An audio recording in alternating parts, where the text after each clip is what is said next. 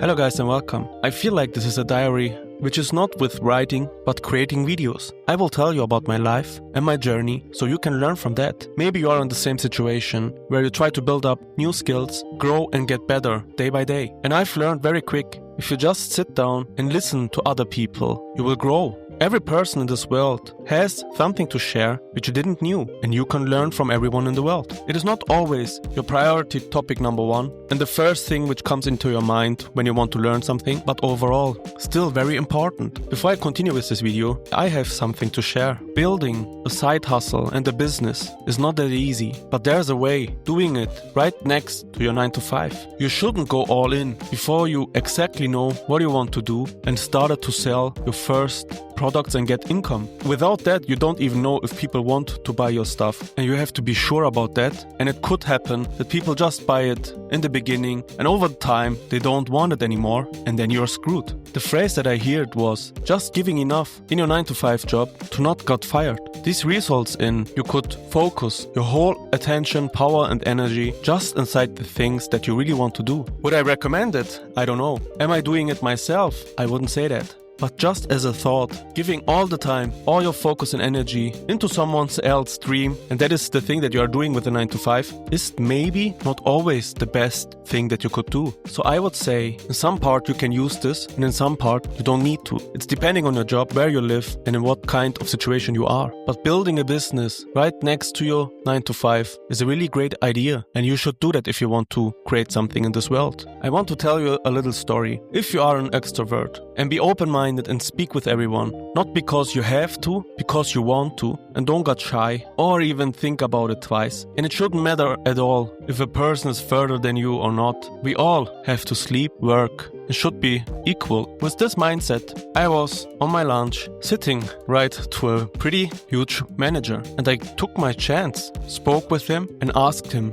how he gets so successful in his job. He explained me, and you can think if you are in a lunch, you don't have that much time and can't talk openly because all the other colleagues are as well on the same table. But he explained me he worked 14 years for this company, did a lot of great projects, work a lot of hours, don't have that much time for his family and his kids, but at the end he gets paid well, got this position and promoted further and give me a chance. He saw my motivation and told me that I should make him an appointment and grab a coffee with him. And you can think right now what I've done. I immediately go and created a new meeting for him and me to grab a coffee. So I had the chance to speak with a person who is in the position that I want to be maybe one day. I wanted to understand how it is working in a 9 to 5 in a management position, get a lot of money, a lot of responsibilities, and just that, took the chance. The learning outside of the story is, if I wouldn't speak with him openly and took my chance and took the offer that he gave me, it wouldn't end it with that result. Hopefully you understand that. So let time pass and we had our coffee talk. I prepared a lot of stuff and I knew he won't have a lot of time. So the best strategy that I could have is just sitting there and listen, ask specific questions and don't waste time. And I could do that with preparation. I prepared 5 questions, not more, and ordered it from the priority high to low. The question that is really a pain for me is what will happen in the future and what should we specialize in. With AI and all the technology which is growing that fast, it is hard to find something. And maybe he has a network, connection, people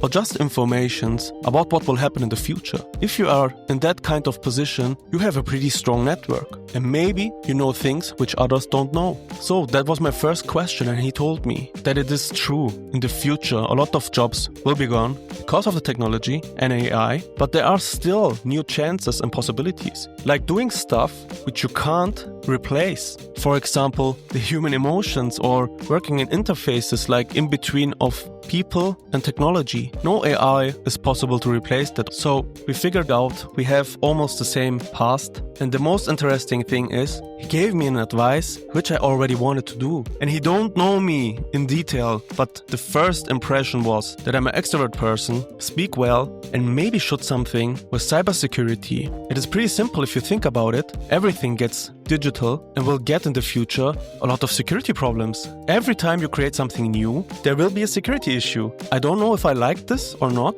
and if the position is exactly what I want to do, but it is maybe a right step into the right direction. So I will try to figure out how the role is look like and what will happen in the future, because currently I did my research and all the security positions that we have having a lot of issues in the moment. And it makes sense. If you are a company and have 50 million in profit and you don't know what to do with this money, you wouldn't start to look at your cybersecurity and security issues at all and start to invest like 20 million inside of it. You will first start to invest your money if you got hacked or leaked or any similar issue. But I know if you have the right skills, it will grow very, very fast. It is maybe the right step into the right direction, but it's not the same if you work 8 hours in doing something completely different and after the 8 hours you got exhausted, go home and try to do another thing as well for 8 hours. The best thing is if you get a position and chance inside of the direction which you really want to go through and learn while you are doing your job. You have every day 8 hours time to figure out how your job is working. I just wanted to share with you what I'm going through right now, what my thoughts are. I think this could be a great chance to grab,